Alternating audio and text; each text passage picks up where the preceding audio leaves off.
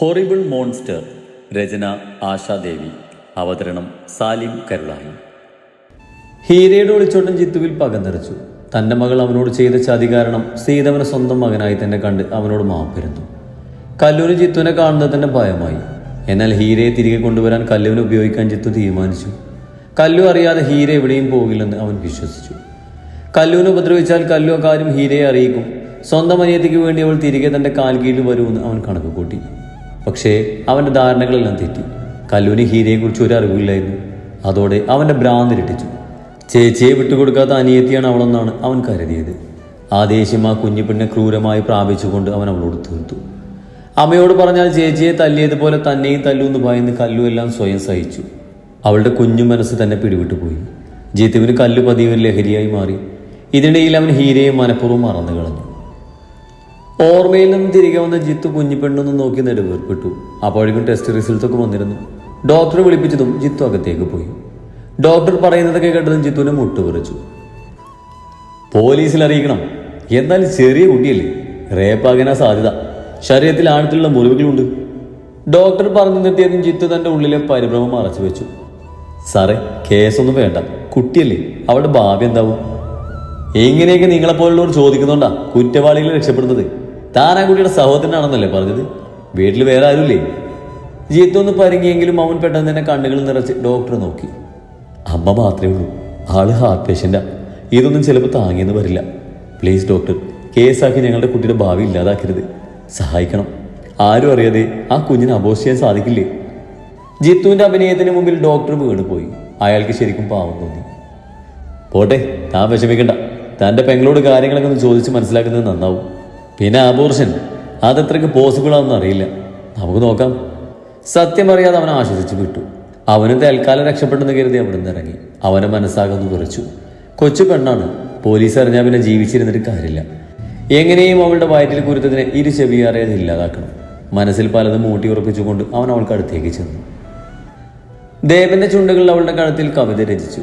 മഹിമ അവനോട് തന്നെ ചേർത്ത് പിടിച്ചു. അവളുടെ നിറഞ്ഞ വയറിൽ തൻ്റെ വലം കൈകൊണ്ട് ദേവ് സംരക്ഷണം തീർത്തിരുന്നു. ഹിമയുടെ മിഴികൾ ഒരു വേള നിറഞ്ഞുപോയി. ഈ മുറിയാണ് തൻ്റെ സ്വർഗം. ഇവിടെ കയറിക്കഴിഞ്ഞാൽ ഹിമ എന്ന പെണ്ണിനെ പ്രണയിക്കുന്ന, അവളെ അറിയുന്ന, അവളുടെ വേദനകൾ അറിയുന്ന അവളുടെ മാത്രം ദേവേട്ടനായി മാറുവൻ. ഹിമയുടെ നിറഞ്ഞ മിഴികൾ ദേവ് പതിയെ തുടച്ചു നീക്കി. വേദനിക്കുന്നുണ്ടോ നിനക്ക്? എന്തെങ്കിലും ബുദ്ധിമുട്ട് തോന്നി പറയണേ.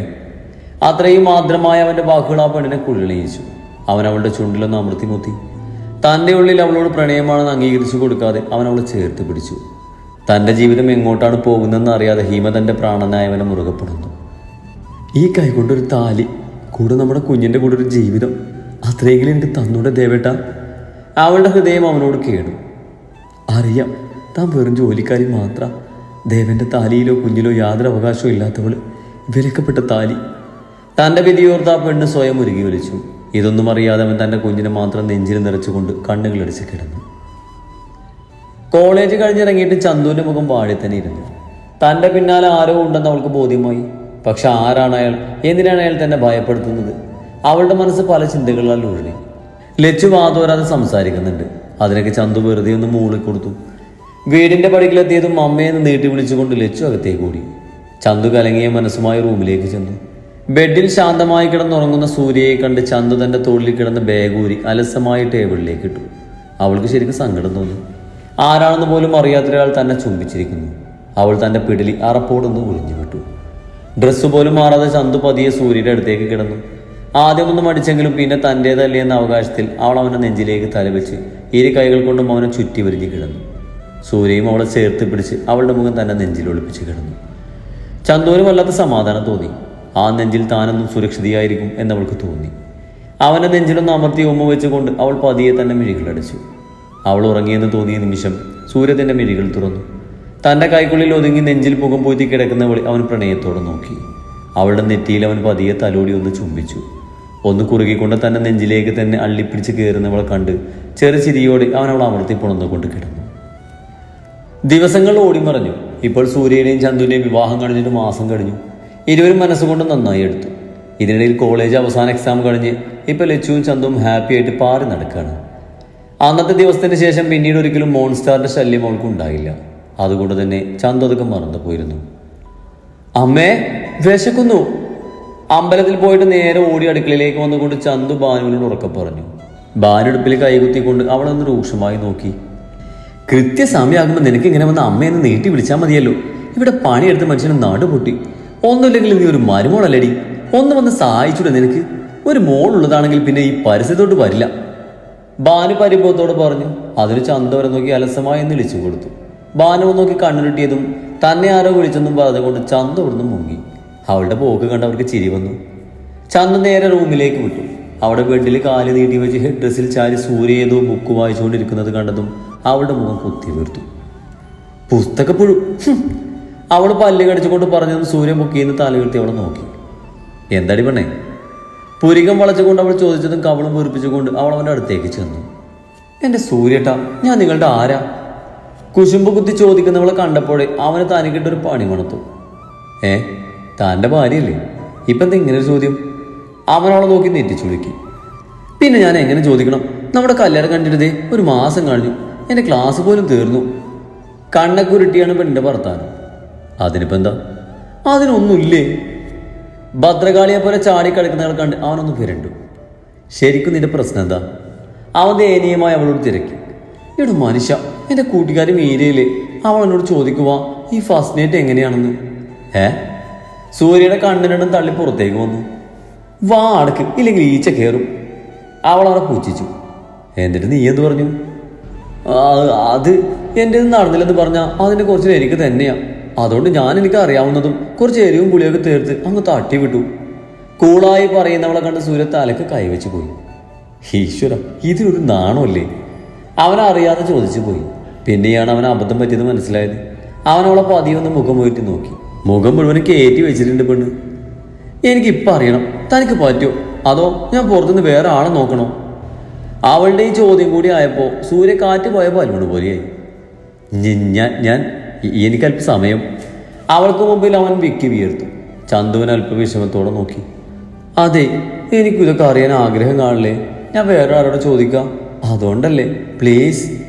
എന്തോ മുട്ടായി വാങ്ങിത്താ എന്ന് പറയും പോലെ യാതൊരു എളുപ്പമില്ലാതെ തൻ്റെ മുമ്പിൽ ഇരുന്ന് കെഞ്ചുന്നവളെ കണ്ട് അവനിൽ ശരിക്കും വാത്സല്യം നിറഞ്ഞു. ചന്ദവൻ്റെ മടിയിൽ കയറി ഇരുന്നു കൊണ്ട് അവനെ നെറ്റിയിൽ അമർത്തി ചുംബിച്ചു. വശമായി തന്നെ നോക്കുന്ന പെണ്ണിനെ കണ്ട് അവൻ്റെ നെറ്റിയിൽ വീർപ്പ് പൊടിഞ്ഞു. ചന്തു പതിയെ അവൻ്റെ മുഖം മുഴുവൻ ചുംബിച്ചു. അവളുടെ അധരങ്ങൾ അവൻ്റെ ചുണ്ടിൽ പതിഞ്ഞ നിമിഷം സൂര്യയുടെ കൈകൾ അവളുടെ ഇടുപ്പിൽ ചുറ്റി വരിഞ്ഞു. ആ സമയം ചന്തു ശരിക്കൊന്ന് വിറച്ചുപോയി. സൂര്യ അവളെ ബെഡിലേക്ക് ഇറക്കി കിടത്തി അവൾക്ക് മേൽ സ്ഥാനം ഉറപ്പിച്ചു. അവൻ്റെ മിഴികളിലും ആ നിമിഷം പ്രണയവും കാമവും നിറഞ്ഞു. അവൻ പതിയെ അവളുടെ മുഖത്തേക്ക് തന്നെ ഊതിയതും ചന്തുവിൻ്റെ മിഴികൾ മാടിയടഞ്ഞു. പതിയെ അവൻ അവളുടെ ചുണ്ടുകളെ പൊതിഞ്ഞടിച്ചു. അവൻ്റെ കൈകൾ അവളിൽ അനഞ്ഞു. ചന്തു ഒന്ന് ഉയർന്നു പൊങ്ങിയതും അവൻ അവളുടെ ഇടുപ്പിൽ പിടിമുറുക്കി. അവൻ്റെ പല്ലും നാവും ചുണ്ടും കൊണ്ട് അവൻ അവളിൽ തേൻ നുകർന്നെടുത്തു. പതിയെ അവൻ്റെ ചുണ്ടുകൾ അവളുടെ കഴുത്തിലേക്ക് അമർന്നതും അവൻ്റെ മിഴികൾ തിളങ്ങി. ചന്തു ആ നിമിഷം ശരിക്കും വിറച്ചുപോയി. ഡി ചന്തു! പെട്ടെന്ന് കഥകിൽ തട്ടി ലച്ചു ഉറക്കെ വിളിച്ചതും സൂര്യൻ ഞെട്ടിക്കൊണ്ട് അവളിൽ നിന്ന് അകന്നു. ചന്തു ചാടി എഴുന്നേറ്റ് കൊണ്ട് തൻ്റെ ഡ്രസ്സൊക്കെ ഒന്ന് ശരിയാക്കി. അവൾക്ക് അവൻ്റെ മുഖത്തേക്ക് നോക്കാൻ വല്ലാത്ത ചമ്മല് തോന്നി. അവളുടെ മുഖം നാണം കൊണ്ട് ചുവന്നു തൊടുത്തു. അവളുടെ പുതിയ ഭാവങ്ങൾ അവൻ അത്രമേൽ ഇഷ്ടത്തോடு നോക്കി. അവനിൽ അത്രയും മനോഹരമായൊരു പുഞ്ചിരി വിടർന്നു. സീതയുടെ അടി കൊണ്ട് കല്ലു ആകെ തളർന്നു. അവൾക്ക് നിൽക്കാൻ പോലും ബുദ്ധിമുട്ട് തോന്നി. ആസത്തെ ഒരു വക പറഞ്ഞ കേൾക്കില്ലെന്നായിട്ടുണ്ട് പെണ്ണ്. ആ തുണിയെല്ലാം അതുപോലെ ഇരിക്കുന്നത് നോക്കിക്കേ. മുറ്റം തൂത്തിട്ടില്ല, പാത്രം കഴുകിയിട്ടില്ല. പിന്നെ നിനക്ക് ഇവിടെ എന്തായിരുന്നു പണി? എല്ലാത്തിനും ഞാൻ ഒരുത്തിയുണ്ടല്ലോ അല്ലേ? അവര് വീണ്ടും വീണ്ടും അവളെ വഴക്ക് പറഞ്ഞു. കല്ല് കരഞ്ഞുകൊണ്ട് പാത്രം കഴുകി തുടങ്ങി. ആടിത്തൂങ്ങി അവളുടെ ആ നിൽപ്പ് കണ്ട് സീതയ്ക്ക് വീണ്ടും കലികേറി. അവർ വീണ്ടും എന്തൊക്കെയോ അവളെ വിളിച്ചു പറഞ്ഞു. പെട്ടെന്നാണ് കല്ല് തലചുറ്റി താഴെ വീണത്. ഇത് കണ്ട സീത ആകെ പകിച്ചുപോയി. മോളെ! സീത അവൾക്കടുത്തേക്ക് ഓടിച്ചെന്നു. സീത അവളെടുത്ത് തന്റെ മടിയിൽ കിടത്തി. മോളെ കല്ലു! സീത കരഞ്ഞുകൊണ്ട് അവളെ തട്ടി വിളിച്ചു. ആ സമയം ജിത്തുവിന്റെ ബൈക്ക് ആ കുഞ്ഞു വീടിന് മുമ്പിൽ വന്നു നിന്നിരുന്നു. കയ്യിൽ നിറയെ കവറുകളുമായി അവൻ വീട്ടിലേക്ക് പടികൾ കയറി. അകത്തെ ബഹളം കേട്ടതും അവന്റെ മിഴികൾ ചുരുങ്ങി. സീതയുടെ കരച്ചിൽ കേട്ട് അവൻ വേഗം അവിടെ കൂടി. മോനെ ജിത്തു, എന്റെ കുഞ്ഞ്! അവൾ വിളിച്ചിട്ട് കണ്ണു തുറക്കുന്നില്ലടാ. പേടിയോടെ കരഞ്ഞ് പറയുന്നവരെ കണ്ട് അവനും പേടിയായി. പെട്ടെന്ന് ജിത്തുവിനെ കണ്ടതും സീതയ്ക്ക് അല്പം ആശ്വാസം തോന്നി. പെട്ടെന്ന് തന്നെ അവൻ അവളെ കോരിയെടുത്തുകൊണ്ട് പോയി ബെഡിലേക്ക് കിടത്തി. അവളുടെ കോലം കണ്ട് അവന് സങ്കടം വന്നു. ലഹരിയുടെ പിടിയിലും വാശിയിലും എപ്പോഴോ തോന്നിയോ ഒരവിവേകം. പിന്നീട് അതൊരു ലഹരിയായി.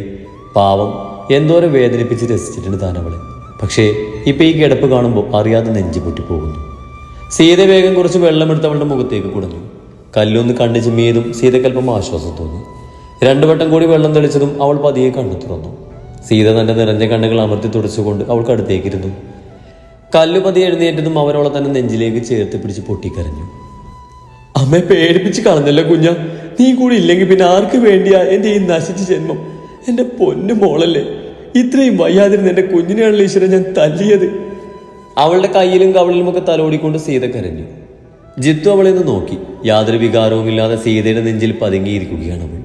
അവന്റെ ഉള്ളിൽ ചെറിയ പേടിയും തോന്നി. കാരണം കല്ലുവിന് അബോർഷൻ പറ്റില്ലെന്ന് ഡോക്ടർ തീർത്ത് പറഞ്ഞിരുന്നു. അതുകൊണ്ട് തന്നെ സീതയോടെല്ലാം ഏറ്റു പറഞ്ഞുകൊണ്ട് കല്ലുവിനെ സ്വന്തമാക്കണമെന്ന് അവൻ മനസ്സിൽ കരുതി. അപ്പോഴും ആ പെണ്ണിന്റെ പ്രായത്തെക്കുറിച്ച് മാത്രം അവൻ മനഃപൂർവ്വം മറന്നുപോയിരുന്നു.